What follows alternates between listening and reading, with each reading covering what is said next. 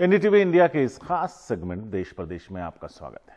राजस्थान में जैसे जैसे विधानसभा सत्र की तारीख नजदीक आ रही है, राजनीतिक हलचल बढ़ती ही जा रही है।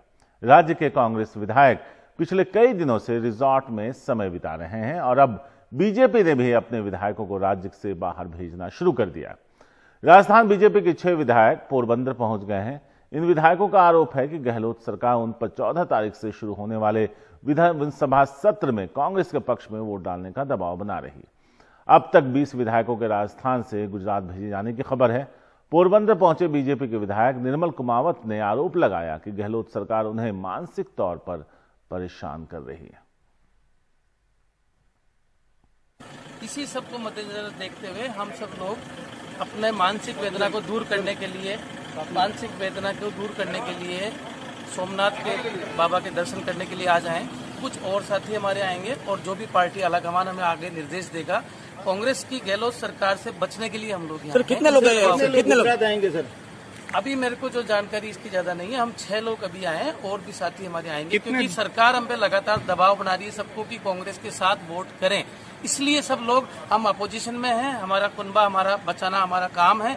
हम लोग हमारा जो भी पार्टी आलाकमान फैसला करेगी हम उसको। सर कितने दिन रुकने वाला इधर? अभी 14 तारीख तक विधानसभा सेशन शुरू होगा। निश्चित तौर पे हम 1-2 दिन में हमारा दर्शन करके और वापस निकलेंगे।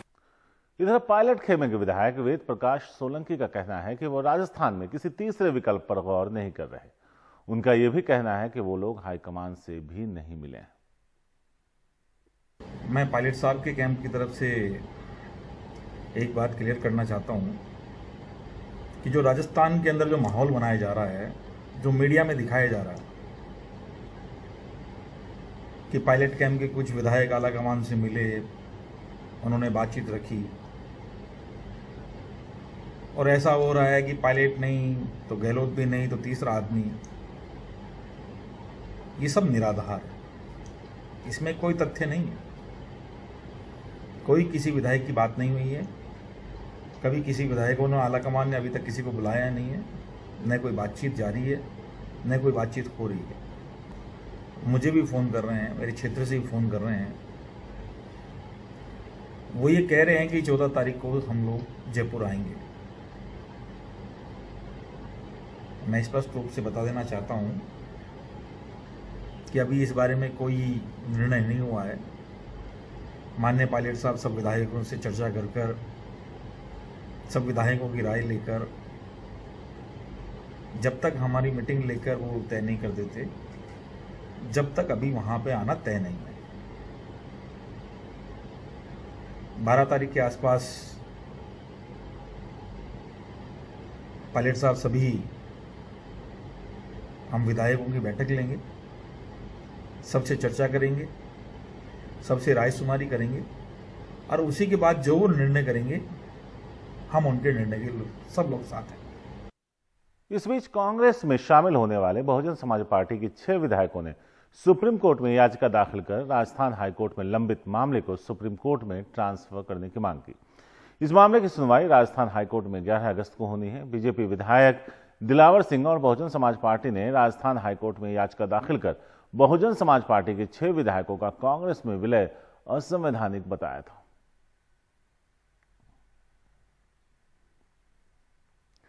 राजस्थान की सियासत में हर रोज एक नया मोड़ देखने को मिल रहा है। अब राजस्थान के डीजीपी भूपेंद्र सिंह ने एमएलए की फोन टैपिंग मामले को लेकर जांच के आदेश दे दिए। डीजीपी ने यह भी कहा है कि राजस्थान पुलिस की किसी यूनिट ने पहले या अब किसी एमएलए का फोन टैप नहीं किया। सोशल मीडिया पर यह खबर वायरल हो रही थी कि जैसलमेर में रह रहे एमएलए के फोन टैप किए जा रहे हैं। डीजीपी ने लोगों से भी अपील की कि वो अफवाह न फैलाएं और अफवाहों से दूर भी रहें। मुख्यमंत्री गहलोत अपने समर्थक कांग्रेसी विधायकों को जैसलमेर के एक मशहूर रिजॉर्ट ले गए। कांग्रेस ने बीजेपी पर हॉर्स ट्रेडिंग का आरोप भी लगाया है। राजस्थान का विधानसभा सत्र 14 अगस्त को शुरू होगा।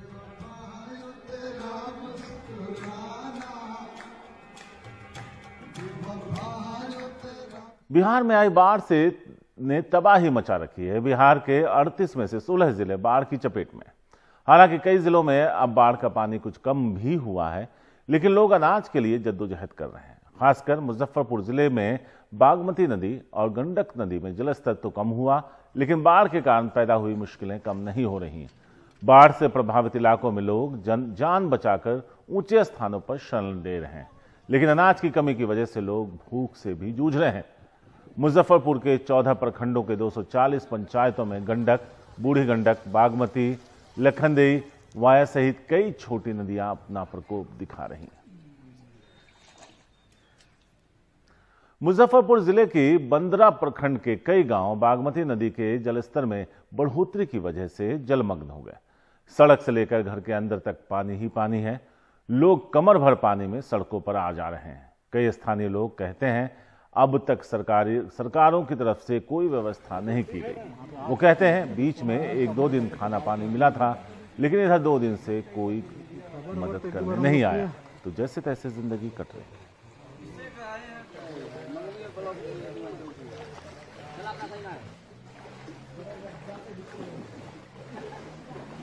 सुशांत सिंह राजपूत की मौत के मामले पर लगातार राजनीतिक रंग भी चढ़ता दिख रहा है। सुशांत सिंह राजपूत के पिता के सिंह और उनकी बहन रानी सिंह ने हरियाणा के मुख्यमंत्री मनोहर लाल खट्टर से फरीदाबाद में मुलाकात की। फरीदाबाद के पुलिस कमिश्नर रिश्ते में सुशांत के जीजा हैं। मुख्यमंत्री खट्टर ने कहा क्योंकि ये केस सीबीआई को ट्रांसफर हो चुका है, इसलिए उम्मीद है मामले में न्याय मिलेगा। इस मामले में ईडी ने रिया चक्रवर्ती और उसके भाई से भी पूछताछ की है। ईडी ने सिद्धार्थ पठानी को भी बुलाया है, लेकिन वो पूछताछ के लिए ईडी दफ्तर नहीं पहुंचे। गुरुवार को ईडी ने रिया से 8 घंटे तक पूछताछ की थी।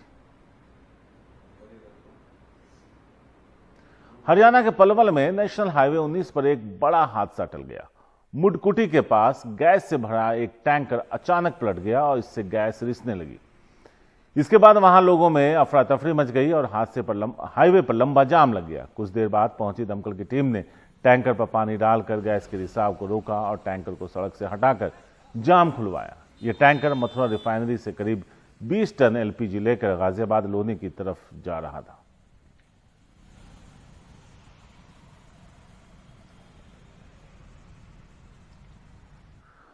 असम कोरोना के साथ बाढ़ के हालात से भी जूझ रहा है और ऐसे में उसकी अर्थव्यवस्था चरमरा रही है। लोग भी जरूरी काम के लिए ही बाहर निकल रहे हैं। 4 महीने के लॉकडाउन के बाद रेस्टोरेंट्स भले ही खुल गए हों, लेकिन लोग नहीं आ रहे। ऐसे में कई नामी गिरामी रेस्टोरेंट्स के कारोबार को 80 से 90% तक नुकसान हो रहा है। कई तो बंद हो रहे हैं। गुवाहाटी से रतनदीप चौधरी की रिपोर्ट। 50 साल के रणवीर कर ने मुंबई के रेस्टोरेंट में 15 साल तक काम किया, फिर गुवाहाटी लौटकर अपने ही रेस्टोरेंट की चेन खोल ली। पिछले 9 साल से चिकन चिली की शहर भर में धूम रही, लेकिन लॉकडाउन की वजह से उन्हें 5 में से 4 रेस्टोरेंट बंद करने पड़े और 80 कर्मचारियों को नौकरी से निकालना पड़ा। हम दोबारा शुरुआत कैसे कर सकते हैं? हमारे पास कोई संसाधन नहीं बचे हैं। पिछले 4 महीने में मेरा 1 करोड़ का नुकसान हुआ है। पहले की तरह सब कुछ कैसे हो सकता है? अनलॉक से उम्मीदें बढ़ी थीं, लेकिन पाबंदियों से अब भी परेशानियां हैं। खाने की दुकानों के गढ़ में दुकानें हर दूसरे दिन खुल सकती हैं। शनिवार और इतवार को सब कुछ वैसे ही बंद रहता है, यानी रेस्टोरेंट 3 दिनों से ज़्यादा नहीं खुल सकते और उन दिनों में भी 5 बजे तक सब बंद कर देना पड़ता है। सरकार से हमें बड़ी उम्मीदें थी। हमने सोचा कि चूंकि हमें ये काम आता है, इसलिए 500 से करीब क्वारंटाइन केंद्रों को खाना पकाकर बांटने का काम हमें दिया जाएगा। इससे हमारी मदद हो जाती, लेकिन उन्होंने ऐसा कुछ नहीं किया। महामारी से पहले असम में रेस्टोरेंट का धंधा फल फूल रहा था। इसमें 50,000 लोगों को रोजगार मिल रहा था और हर 3 साल में ये दुकानें दुगनी हो रही थीं। इसमें सबसे ज़्यादा चलने वाले असमिया और पूर्वोत्तर के खाने थे, जिन पर अब सबसे बड़ी आफत टूटी है। इनके ग्राहक असम आने वाले पर्यटक थे, जो अब ना के बराबर रह गए हैं। मेरे रेस्टोरेंट को देखिए, यहाँ पर बस 10% बिक्री हो रही है। सिर्फ हम ही पर नहीं, क्षेत्रीय खाने, सब्जियाँ, बत्तखे, मुर्गे सभी पर गाजगिरी है। बहुत से गांव वाले और NGOs ये काम कर रहे थे और वहाँ की महिलाएं इससे जुड़ी थीं। स्पेशल खाना है यहाँ का, तो इसलिए एक बार टेस्ट लेने के लिए आ गया। तो पेंडेमिक है, आदमी के ये डर है, कोई कोरोना ना आ जाए। गुवाहाटी के इन गलियों में छोटे छोटे खाने के दुकान पे भीड़ लगी हुई रहती थी, मगर अब यहाँ पे एक भी लोग दिखाई नहीं देते हैं। गुवाहाटी से रत्नदीप चौधरी की रिपोर्ट, NDTV इंडिया।